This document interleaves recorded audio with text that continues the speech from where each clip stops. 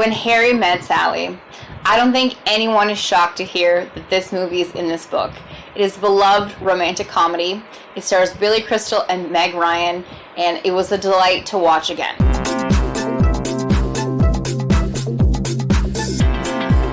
Now, because this movie is so beloved and well known, I don't think there's a lot more for me to add to this conversation. I think a lot of people have seen the movie. A lot of people cherish the characters. Sally is played by Meg Ryan, and Harry is played by Billy Crystal. They both do a great job in this movie. Unfortunately, the two characters get worse and worse looking as the movie progresses, because the movie is set in the 80s, but they meet for the first time in college in the 70s. So aside from the fact that generally when people get older, things start falling apart a little bit, the hair in the 70s was much better than the hair in the 80s. So just a little fun fact that I noticed while I was watching the movie. This movie is a Rob Reiner movie from 1989. And in addition to Billy and Meg, it also has Carrie Fisher, Bruno Kirby, Stephen Ford, Lisa Jane Persky, and Michelle Nicastro. Something I didn't realize is that Carrie Fisher also has a cameo in Austin Powers' International Man of Mystery. So with Austin Powers, this movie, and Star Wars, that's 3 movies that I know of from her in this book. So she might be in the running for one of the actors that has the most repeat movies. So here we go. Harry and Sally meet when sharing a car trip from graduation at Chicago University to post-college life in New York City. This quickly turns into 18 hours of bickering as they conclude they have nothing in common. One important discussion point was, can men and women be friends without sex getting in the way? No, says Harry, and yes, says Sally. 5 years pass before their paths cross again, and the arguing resumes. Sally now has a businessman boyfriend, and Harry is engaged to be married. Another 5 years pass, Sally's boyfriend has gone, and Harry's wife has left him for another man. This time they sleep together. Can 2 friends sleep together and still love each other in the morning? Reiner interslots the various stages of Harry and Sally with short interviews in which elderly couples talk about how long ago they met. These are real stories. Rob Reiner actually did interview old couples and asked them to share these stories. He hired actors to retell the stories on the big screen. The film looks at a relationship that takes a long while to grow, with the perils and pleasures of first being friends. I don't usually talk so much about the writers of the movies, but I think that might be a mistake because Nora Ephron seems to be a really great writer.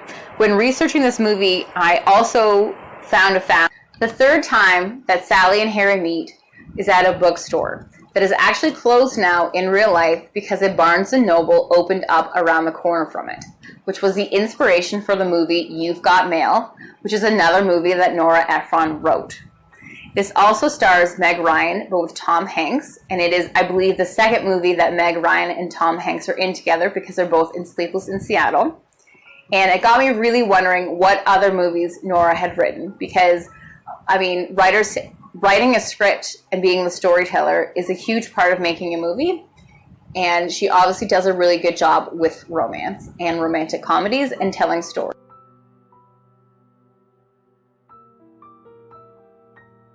One thing that I think most people already know about the film is that its most famous line, "I'll have what she's having," is said by Rob Reiner's mother in the diner.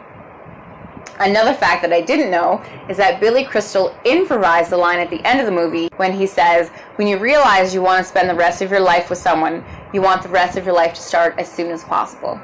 That's a beautiful line, and I'm really impressed with Billy Crystal for coming up with it.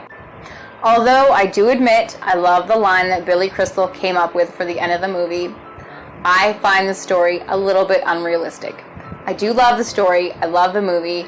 I have a male friend that I'm extremely close with, that I talk to all the time, that is just emotionally unavailable, and he's never going to have an epiphany moment and start running down the street and realize that we're meant to be together. It just doesn't happen that way. In fact, Nora Ephron, who's the writer of the movie, had in the first draft Harry and Sally not getting together in the end.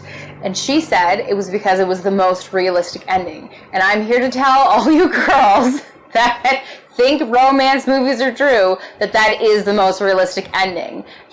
If you're friends with a guy who doesn't want to date you, or who is emotionally unavailable, he's not going to wake up one day and decide he wants to spend the rest of his life with you and he wants that to start right away. It just doesn't happen that way. So I agree with Nora on that, but I also agree that when you're watching a movie, you want the happy ending and you want them to get together. So I agree with the decision for them to actually end up together in the end. That about wraps it up for me for this movie. Let me know, do you think men and women can be friends without sex getting in the way? Do you have a friend of a different sex? Is it something that can happen? Do you think they would really fall in love? Let me know your thoughts. Please like this video if you liked it.